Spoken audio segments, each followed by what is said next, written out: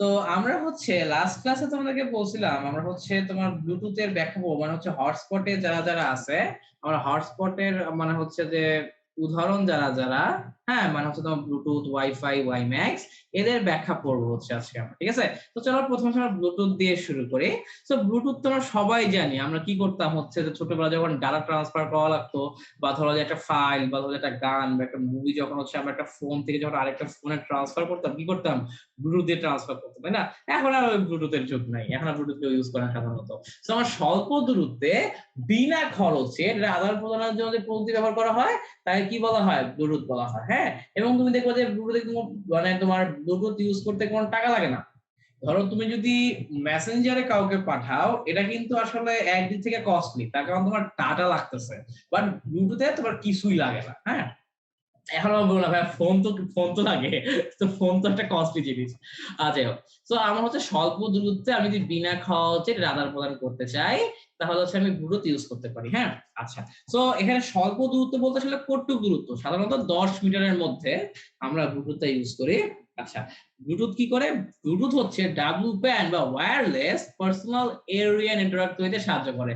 Personal area network কি, এটা আমরা আসতেছি স্যার সামনের ক্লাসে। ঠিক আছে, আচ্ছা, এখন যেটা ইম্পর্টেন্ট এই যে এই লাইনটা, ব্লুটুথের প্রযুক্তিগত নাম কি? এটা স্যার প্রচুর প্রচুর প্রচুর কমন একটা কোশ্চেন ফর এমসিকিউ। এটা এমসিকিউ এর জন্য খুবই কমন একটা নাম। যে তোমার হচ্ছে যে ব্লুটুথের প্রযুক্তিগত নাম নিচের কোনটি? আমরা ধরো ব্লুটুথ বলো, ওয়াইফাই বলো, ওয়াইম্যাক্স বলো, প্রত্যেকেরই কিন্তু প্রযুক্তিগত নাম আলাদা আলাদা, এবং এটা কিন্তু পরীক্ষায় অনেক বেশি আসে। তো এইটা মনে রাখতে হবে ফর এমসিকিউ, এটা আসবেই আসবে। হ্যাঁ, ব্লুটুথের প্রযুক্তিগত নাম হচ্ছে IEEE 802.15। হ্যাঁ, এটা আমাকে মনে রাখতে হবে। আচ্ছা, এরপরে স্যার আমার এই যে ব্লুটুথ প্রযুক্তি ব্যবহার করে আমি যে নেটওয়ার্ক তৈরি করতে পারি তার একটা নাম আছে। তার নাম কি? তার নাম হচ্ছে পিকোনেট। ব্লুটুথ প্রযুক্তির মাধ্যমে যে নেটওয়ার্ক তৈরি করা হয় তাকে পিকোনেট বলে। এই পিকোনেটে কি হয়? আমার হচ্ছে 255টি স্লেভ নোড থাকে। হ্যাঁ, এর মধ্যে 8টা থাকে কার্যকর এবং বাকিটা থাকে নিষ্ক্রিয়। হ্যাঁ, বুঝলাম না, পিকোনেট হচ্ছে অনেক তোমার হচ্ছে যে টেকনিক্যাল একটা জিনিস। হ্যাঁ, তো তোমার আপাতত এইটুকু জানলেই হবে, ব্লুটুথ প্রযুক্তি যে নেটওয়ার্ক তৈরি করে তাকে পিকোনেট বলে। এখানে 255টা স্লেভ নোড, 8টা হচ্ছে কার্যকর নোড। আর কারো হচ্ছে যে তোমার যদি খুব বেশি যেতে মন চায়, তুমি পিকোনেট লিখে সার্চ দিয়ে ইউটিউবে ফুল ডিটেইলস পেয়ে যাবা, বাট আমার যেহেতু দরকার নাই বোর্ডের জন্য, আমি তাই আপাতত পড়াচ্ছি না। স্পিড কেমন? স্পিড খুব বেশি না, কম। তোমার হচ্ছে 1 Mbps, বা সাধারণত যখন ব্লুটুথ ইউজ করবা তখন তুমি দেখবো যে এত স্পিডও পাওয়া যায় না, খুব কম স্পিড পাওয়া যায় ব্লুটুথে। হ্যাঁ, এই কারণে আমরা কখন ইউজ করি না। আচ্ছা, এখন আমাকে প্রশ্ন আসছে মনে মনে, আমি জানি স্যার তোমাদের অনেকের মনে একটা প্রশ্ন আসছে, ভাই IEEE মানে কি আসলে? তোমরা তো প্রশ্ন করছো মনে মনে, আমি শুনে ফেলছি। ব্লুটুথের প্রযুক্তিগত নাম যে IEEE 802.15, এই ট্রিপলি মানে কি? IEEE মানে কি? এইটার মানে হলো স্যার, দেখো এই যে institute of electrical and electronic engineering.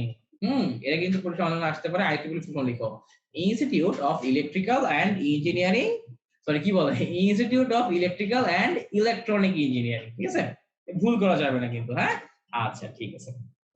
তো আমাদের হচ্ছে যে তোমার ব্লুটুথ যে ইউজ করবো, সুবিধাগুলো কি কি? আর বেশ অনেক সুবিধা আছে। হ্যাঁ, কি কি সুবিধা দেখো। প্রথম সুবিধা হলো যে আমার হচ্ছে যে কাছাকাছি দুটো ডিভাইসের মধ্যে আমি খুব ইজিলি এটা ট্রান্সফার করতে পারি, এবং আমার ফ্রিকোয়েন্সি কত 2.4 GHz এবং ব্যান্ডউইথ কত 1 Mbps। আমি সাধারণত 10 থেকে 100 মিটারের মধ্যে তোমার হচ্ছে যে যোগাযোগ করতে পারবো। সাধারণত 100 মিটার এত দূরে সাধারণত পাওয়া যায় না। হ্যাঁ, নর্মাল 10 মিটার 15 মিটার এগুলাই। আচ্ছা, তো এইটুকু গেল তোমার হচ্ছে যে ব্লুটুথ কি, তোমার মাস্টার স্লেভ কাঠামো সহ, মানে যেখানে হচ্ছে আমার মাস্টার নোড থাকে, স্লেভ নোড থাকে। হ্যাঁ, তো এটা হচ্ছে একটা জটিল সিস্টেম। তো ওই কমিউনিকেশনের আমি আগেই বলছি ট্রিপলি থার্ড ইয়ার। হ্যাঁ, আচ্ছা, তো এরপরে স্যার তোমার হচ্ছে যে আরো অনেক বৈশিষ্ট্য আছে। হ্যাঁ, সব বৈশিষ্ট্যগুলো হচ্ছে যে এখানে ধরো লিখে দিছি। আর হইতেছে যে এই বৈশিষ্ট্যগুলো লিখে দিছি কেন? তার কারণ হচ্ছে যাতে পরীক্ষায় আসলে তোমরা লিখতে পারো। তোমার হচ্ছে কিছু কিছু জায়গায় পরীক্ষায় আসে যে ব্লুটুথের বৈশিষ্ট্য লিখো, যেহেতু পরীক্ষায় আসে এই কারণ হচ্ছে এখানে লিখে দিছি, যাতে তোমার আলাদা করে বই খাটাখাটি করা না লাগে। ঠিক আছে, আচ্ছা, সো ব্লুটুথের সুবিধাগুলো গেল, এবং আরেকটা যেটা আছে সেটা হলো অসুবিধা। ব্লুটুথের অসুবিধাগুলো কি কি? তোমার ওই যে বেশি দ্রুত যোগাযোগ করা যায় না, আমার ডেটা ট্রান্সফার রেটটা হচ্ছে খুবই কম, বা মানে ব্যান্ডউইথটা হচ্ছে কম। হ্যাঁ, আর আমাদের প্রচুর মানে প্রচুর চার্জ খায়।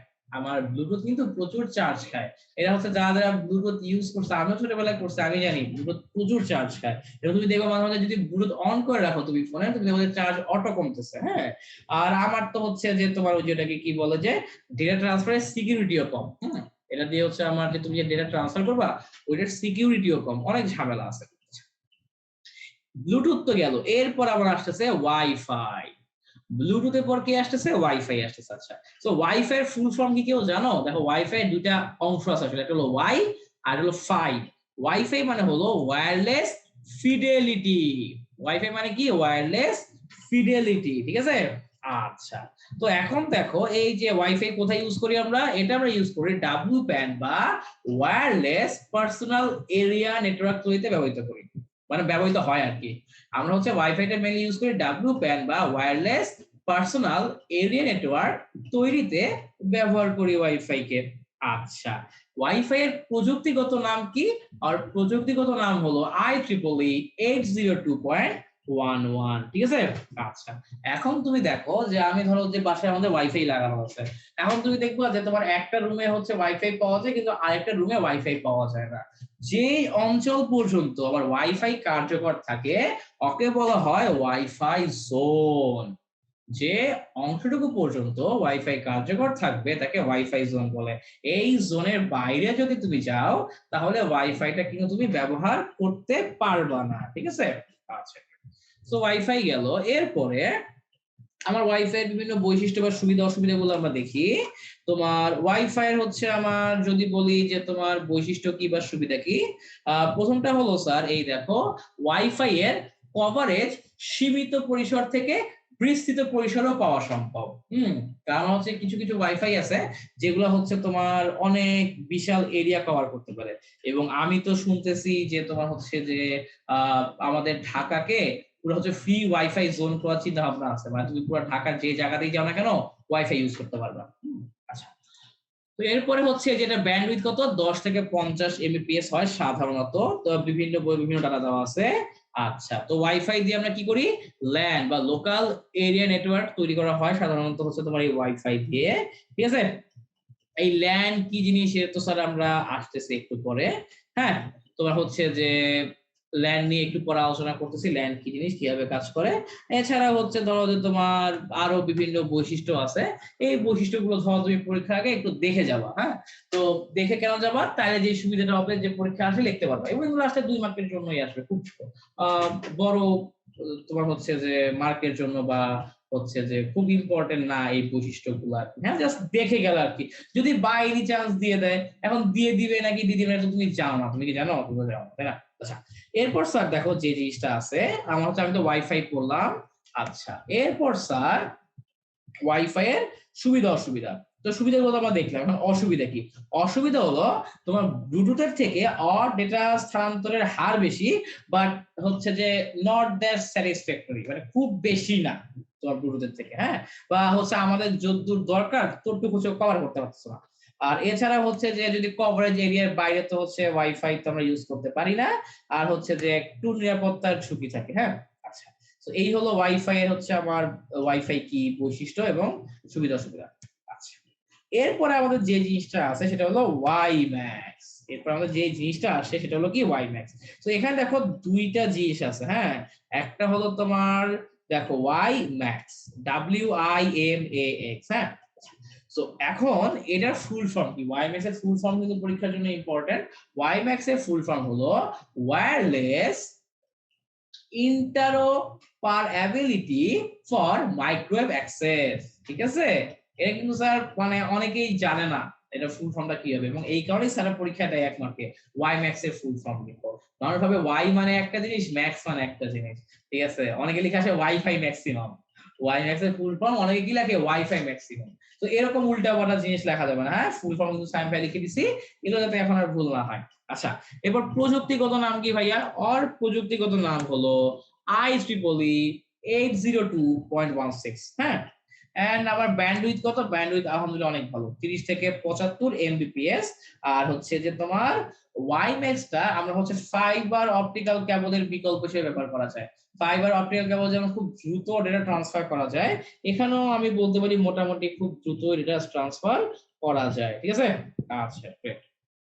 তো ওয়াইম্যাক্স এর সুবিধাগুলো কি কি আসলে, হ্যাঁ, তো এই সুবিধাগুলো চলো দেখার চেষ্টা করি। ওয়াইম্যাক্স এর সুবিধা, তো প্রথম আমার ধরনের যে সুবিধাগুলো আছে সেটা হলো যে আমি তোমাকে বলি এটা প্রত্যন্ত অঞ্চলেও আমরা পাবো। হচ্ছে আমার ওয়াইম্যাক্স হচ্ছে এটা একটা বহনযোগ্য, হ্যাঁ, আমার হচ্ছে এই ওয়াইম্যাক্স এর মাধ্যমে তুমি হচ্ছে যে আমি ওয়াইফাই এর সুবিধাগুলো দিতে পারি। হুম। আর ওয়াইম্যাক্সটা হচ্ছে অ্যাকচুয়ালি আলটিমেটলি খরচটা কিন্তু অন্যান্য জিনিসপত্রের মানে অন্যান্য যে দুইটা ছিল ব্লুটুথ এবং ওয়াইফাই এদের থেকে কম। তো সব মিলে হচ্ছে আমার ওয়াইম্যাক্স এর বেশ অনেক সুবিধা আছে এবং ওই সুবিধাগুলোই ধরো এই যে এখানে লিখে দেওয়া হয়েছে স্যার, ঠিক আছে। তোমার পরীক্ষার আগে হচ্ছে একটু চোখ বুলায় চাইতে পারো। আচ্ছা, এবং ওয়াইম্যাক্স এর আরো একটা বড় সুবিধা হলো ওই যে নিরাপত্তা আছে আর কি ওয়াইম্যাক্স ব্যবহার করতে, ঠিক আছে। আচ্ছা, আর নেটওয়ার্ক খুব জলদি জলদি বাস্তবায়ন করা যায়। এছাড়া আরো অনেকগুলো পয়েন্ট আছে, সবগুলি হচ্ছে এখানে লিখে দিলাম। আচ্ছা, এরপর দেখো আমাদের হচ্ছে এটা তো সুবিধাগুলো বুঝলাম, এটার বেশ কিছু অসুবিধাও আছে। অসুবিধাগুলো কি কি? তোমার হচ্ছে যে এইটার জন্য অনেক বেশি আমার কারেন্ট দরকার, অনেক বেশি বিদ্যুৎ শক্তি দরকার। আমার যদি আবহাওয়া খারাপ থাকে তাইলে কি আর পারফরমেন্সটা খারাপ হয়ে যায়, ঠিক আছে। আচ্ছা, এটা একটা জিনিস। আর এইটার হচ্ছে কাহিনী যেটা হলো এটা হচ্ছে পরিচালনা করাটা, মানে মেইনটেনেন্সটা কিন্তু একটু কস্টলি, ওয়াইম্যাক্স এর মেইনটেনেন্সটা একটু কস্টলি, হ্যাঁ।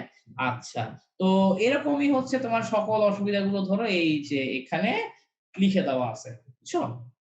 তোমার কি হয় যে তোমার যদি আমার হচ্ছে যদি তোমার ট্রাফিক অনেক বেশি হয় তাহলে ব্যান্ডউইথ কমে যাবে, অধিক দূরত্বের জন্য হচ্ছে তোমার লাইন অফ সাইট প্রয়োজন, তোমার হচ্ছে খারাপ আবহাওয়া হইলে কি সিগন্যালের বিঘ্ন ঘটে, এরকম ডিফারেন্ট সমস্যা দেখা যাইতে পারে ওয়াইম্যাক্স এর মধ্যে। আচ্ছা, তো আমরা তো আলহামদুলিল্লাহ ব্লুটুথ পড়ে ফেললাম, ওয়াইফাই পড়ে ফেললাম এবং ওয়াইম্যাক্সও পড়ে ফেললাম, হ্যাঁ। আচ্ছা, এরপরে তুমি দেখবা যে হচ্ছে আমার বিভিন্ন মোবাইল জেনারেশন নিয়ে আলাপ আলোচনা আছে, কি আছে? বিভিন্ন মোবাইল জেনারেশন নিয়ে আলাপ আলোচনা আছে স্যার। আচ্ছা, তো এই মোবাইল জেনারেশনের মধ্যে তেমন ইম্পর্টেন্ট কিছু নাই, বাট তাও ওইগুলো হচ্ছে একটু দেখবো যে প্রথম জেনারেশনের বৈশিষ্ট্য কি, সুবিধা অসুবিধা কি, দ্বিতীয় প্রজন্মের বৈশিষ্ট্য সুবিধা অসুবিধা, তৃতীয় প্রজন্মের বৈশিষ্ট্য সুবিধা অসুবিধা, চতুর্থ প্রজন্মের বৈশিষ্ট্য সুবিধা অসুবিধা, এই জিনিসগুলো হচ্ছে স্যার একটু দেখে নিব আর কি আমরা বই থেকে দেখবো, একটু বই থেকে দেখবো আমরা স্যার, ঠিক আছে। আচ্ছা, তাও হচ্ছে আমি হচ্ছে মেইন মানে পরীক্ষায় আসার মতো ইম্পর্টেন্ট জিনিসগুলো হচ্ছে তোমাদেরকে একটু বলে দেই আর কি, হ্যাঁ, যাতে হচ্ছে কারো কারো যদি ইম্পর্টেন্ট ইনফরমেশন মিস হয়েও যায় তাহলে এখান থেকে দেখে নিতে পারো। আচ্ছা, তো আমার প্রথম জিনিস যেটা সেটা হলো যে তোমার হচ্ছে যে এই যে আমার প্রথম ফোন বাজারে আসে 1979 সালে। 1979 সালে সর্বপ্রথম আমাদের হচ্ছে বাজারে ফোন আসে, এর আগে কি বাজারে ফোন ছিল না। আচ্ছা, এরপর হচ্ছে স্যার এই যে আমাদের 2G নেটওয়ার্ক যে আছে, 2G নেটওয়ার্কের যাত্রা শুরু হয় 1990 সালে এবং ওই 2G নেটওয়ার্কের সময় আমি এসএমএস, এমএমএস, ইন্টারনেট ইত্যাদি চালু হয়েছিল। এমএমএস কি, মানে এসএমএস এর মতোই যেখানে ভিডিও পাঠানো যায়, ঠিক আছে। আচ্ছা, তো এরপর স্যার আমার হচ্ছে তোমার এই যে আমি তোমাকে যদি একটু বলি, এই যে 1979 থেকে 1990 এই যে সময়টা একটু লিখে দিই স্যার তোমাদেরকে। 1979 থেকে 1990 এই টাইম কালটা হলো ফার্স্ট জেনারেশনের সিম।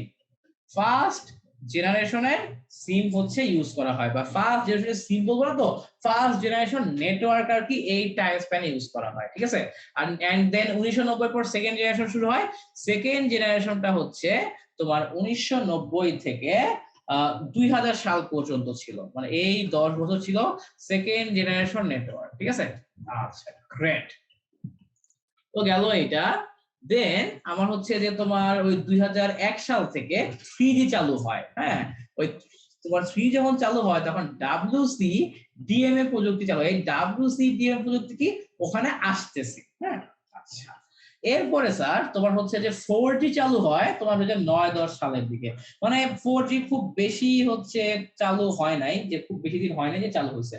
আর হচ্ছে যে তোমার ওটাকে কি বলে যে এখন তো অনেক দেশে 5Gও চলে আসে, কিন্তু আমাদের দেশে এখনো হচ্ছে ওভাবে 5G এর প্রচলনটা শুরু হয় নাই আমাদের দেশে। ওভাবে 5G এর প্রচলনটা এখনো কি মানে সেইভাবে শুরু হয় নাই আর কি, বুঝতে পারছো। আচ্ছা, তো তো এখন তোমার এই যে একটা বোর্ড কোশ্চেন চলো করে ফেলি, একটা না দুইটা বোর্ড কোশ্চেন করব।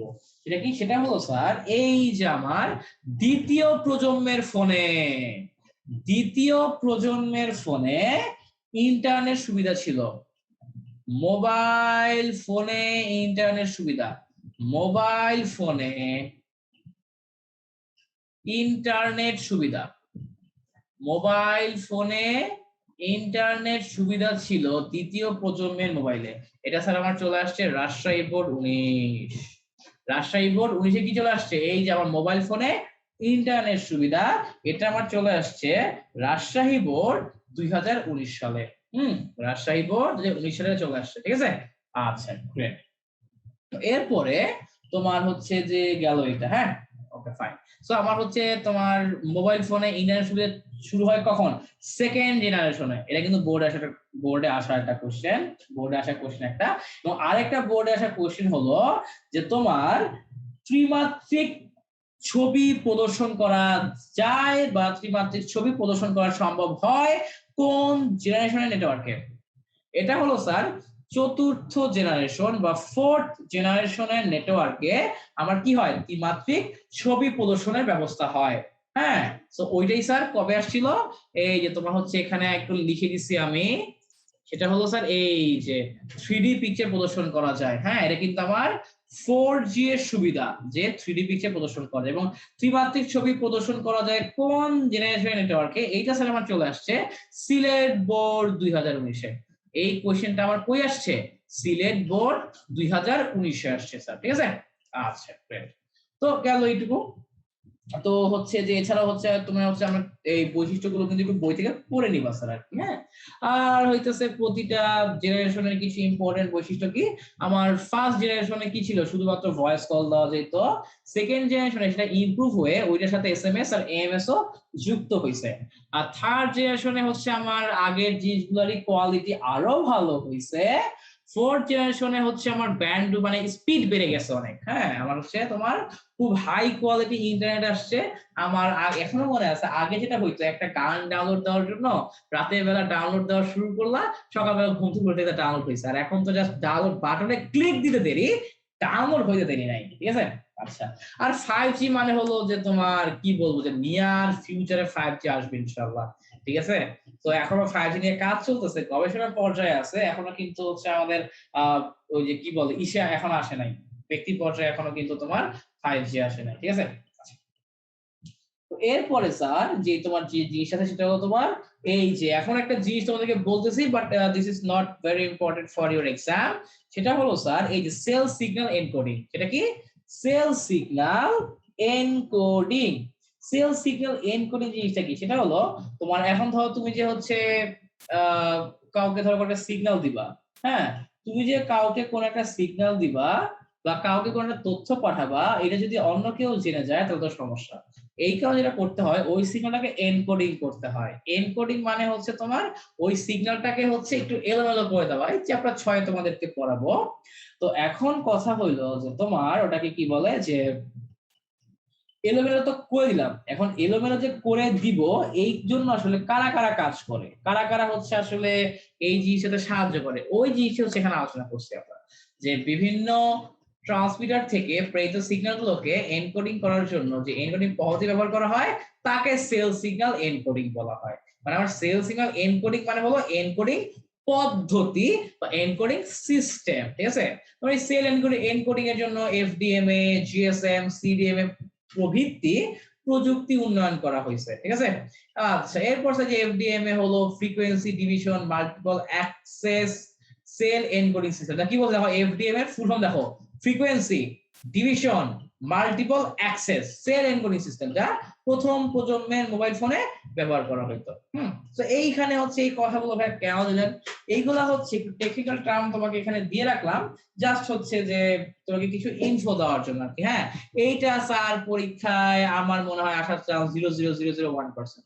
তো একটু জেনে রাখলাম আর কি। এবং ফুল ফর্ম গুলা এই যে এফডিএমএ, জিএসএম, সিডিএমএ, এগুলার ফুল ফর্ম গুলো জানতে হবে। এগুলো ফুল ফর্ম কিন্তু পরীক্ষায় অনেক অনেক অনেক বেশি আসে, ঠিক আছে।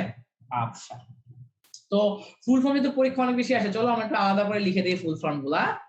হ্যাঁ আমি আগেই বললাম ওগুলো জাস্ট আমাদের জানানোর জন্য দেওয়া আর কি স্লাইডে, আর কোনো রিজন নাই। সো তোমার হচ্ছে যে জাস্ট স্কিপ করতে পারো তোমরা এটা, হ্যাঁ তাও যদি মনে হয় ভাই প্যারা লাগতেছে জাস্ট স্কিপ ইট, প্যারা খাও না। সো এফডিএম এর ফুল ফর্ম কি? Frequency division multiple access. Then TDMA এটা হলো time division multiple access, and CDMA code division multiple access. বুঝতে পারছো? ওরা কি করে? এই সেল সিগন্যাল এনকোডিং করে থাকে আর কি প্রযুক্তিগুলোতে। আচ্ছা এখন এইখানে আরেকটা জিনিস হচ্ছে আমাদের জানতে হবে, সেটা হলো রোমিং। এই রোমিং নামটা আমরা অনেকেই শুনছি, হ্যাঁ রোমিং। রোমিং যেটা হলো, তুমি নর্মাল চিন্তা করো যে ধরো যে বাংলাদেশের বার্নিং সিম বা গ্রামীণ সিম, এই সিম কিন্তু তুমি যদি ইন্ডিয়াতে যাও বা পাকিস্তানে যাও, তুমি কিন্তু হচ্ছে ব্যবহার করতে পারবে না, ওই সিম ব্যবহার করতে পারবে না। তোমাকে কি করতে হবে? তোমাকে হচ্ছে ওই দেশের একটা সিম নিতে হবে, তোমাকে ওই দেশের একটা সিম নিতে হবে, ধরো ইন্ডিয়ান একটা সিম নিতে হবে, হ্যাঁ। তো এখন কথা হইলো যে তোমার ঠিক একই ভাবে কিছু একটা কভারেজ এরিয়া আছে, ধরো যে তোমার বিভিন্ন সিমেরও এরকম কভারেজ এরিয়া আছে, যে না এই সিমটা হচ্ছে এইটুকু তো তোমার হচ্ছে কাজ করবে, এর বাইরে গেলে এই সিমটা হচ্ছে তোমার কাজ করতে পারবে না। তো এখন কথা হইলো যে কিছু কিছু সিম আছে যারা ইন্টারন্যাশনাল রোমিং সুবিধা দেয়, কিছু কিছু সিম ইন্টারন্যাশনাল রোমিং সুবিধা দেয়। তার মানে হলো তুমি যদি দেশের বাইরেও যাও বা তুমি পৃথিবীর যে প্রান্তেই যাও না কেন, তুমি হচ্ছে ওই সিম ব্যবহার করে কলও করতে পারবা, ডাটাও ব্যবহার করতে পারবা। তো এইটাকেই বলা হয় রোমিং। কভারেজ এরিয়া এর বাইরে গিয়েও অনবরত ডেটা ব্যবহার করাকে রোমিং বলা হয়। কভারেজ এরিয়া এর বাইরে গিয়েও অনবরত ডেটা ব্যবহার করাকে কি বলে? রোমিং বলা হয়। কভারেজ এরিয়ার বাইরে গিয়েও অনবরত ডেটা ব্যবহার করাকে আমরা কি বলি? রোমিং বলি স্যার, ঠিক আছে? আচ্ছা গ্রেট। এখন দেখো স্যার, এই যে আমার হচ্ছে তোমার জিএসএম কি হবে? Global system for mobile communication, হ্যাঁ। আচ্ছা জিএসএম কিন্তু আমি আগেই বলছি, global system for mobile communication, হ্যাঁ। আচ্ছা তো এটা আমার জিএসএম এর ফুল ফর্ম। আমার তোমার হচ্ছে জিএসএম কবে ব্যবহৃত হয়? মোবাইল সিমের ক্ষেত্রে ব্যবহৃত হয়, এন্ড আমার জিএসএম এর প্রথম ধারণা আসে 2G থেকে, হ্যাঁ। তো এই হচ্ছে ইনফরমেশন গুলা বইয়ের ভেতরে তুমি দেখবা চিপায় চাপায় দেওয়া আছে। এখন হচ্ছে যে তোমার তো হচ্ছে আমার মতো অনেক হচ্ছে কি বলবো আগে যে বই খুঁজে খুঁজে পড়ার কি টাইম আছে ভাই? আমাদের কত কাজ, পাবজি খেলা লাগে, ফ্রি ফায়ার খেলা লাগে। তো এই কারণে সায়েম ভাই ধরো কষ্ট করে ইম্পর্টেন্ট এমসি মানে হচ্ছে ইনফরমেশন গুলো এক জায়গায় গ্যাদার করে দিছি তোমাদেরকে, যাতে হচ্ছে তোমাদের পড়তে খুব ইজি হয় আর কি, হ্যাঁ। এবং আইসিটি তে যে বেশি মার্ক পাওয়া হচ্ছে একদমই কঠিন না, এই জিনিস যাতে তোমাদের মনের মধ্যে ঢুকে যায়, তোমরা তো ভয় পাও শুধু শুধু। আচ্ছা যাই হোক, তো তোমার এই যে তো জিএসএম নিয়ে তো বললামই, সো এইটা নিয়ে হচ্ছে যে একটু এইসব আলোচনাগুলো জেনে রাখো, যদি পরীক্ষা কখনো বলে জিএসএম জিনিসটাকে ব্যাখ্যা করো, তখন যাতে ব্যাখ্যা দিতে পারো অন্তত, ঠিক আছে? আচ্ছা একজন জিএসএম এর লোগোটা কিরকম? এই যে জিএসএম। হুম। তো আমি হচ্ছে স্যার দেখো যে লাস্ট দিকে যে পার্টটা তোমাদেরকে পড়াইছি, তোমার হচ্ছে যে ওই যে সেল সিগন্যাল এনকোডিং, এটা তুমি যেটা পুরোপুরি বাদ দিতে পারো সমস্যা নাই, বাট এটা তো একটু দেখে রাখলা, হ্যাঁ। এরপর হচ্ছে যে ধরো তোমার ওয়াইফাই ওয়াইম্যাক্স এগুলো হচ্ছে স্যার তোমার দেখবা, তোমার হইতেছে যে ভালো দেখে রাখবা, সাধারণত গ ঘতে আসে না, বাট ক খতে আসতে পারে, হ্যাঁ। আমি মোটামুটি যতটুক দিছি স্লাইডে ওইটুক করলেই মোটামুটি হয়ে যাবে, আর এর চেয়ে বেশি কিছু সাধারণত দরকার নাই, মানে লাগবে না, হ্যাঁ। আচ্ছা গ্রেট। তো আজকে তো হচ্ছে এইটুক পর্যন্ত হচ্ছে আমাদের হচ্ছে তোমার ইয়াটা শেষ হলো আর কি, তোমার হচ্ছে আহ ওটারে কি বলে যে ডেটা কমিউনিকেশন পার্ট 2 হচ্ছে এইটুকুর মাধ্যমে শেষ। নেক্সট ক্লাস থেকে ইনশাআল্লাহ আমরা কম্পিউটার নেটওয়ার্কিং শুরু করব। তো ততদিন পর্যন্ত সবাই ভালো থাকো, সুস্থ থাকো, সবাইকে আল্লাহ হাফেজ, টাটা।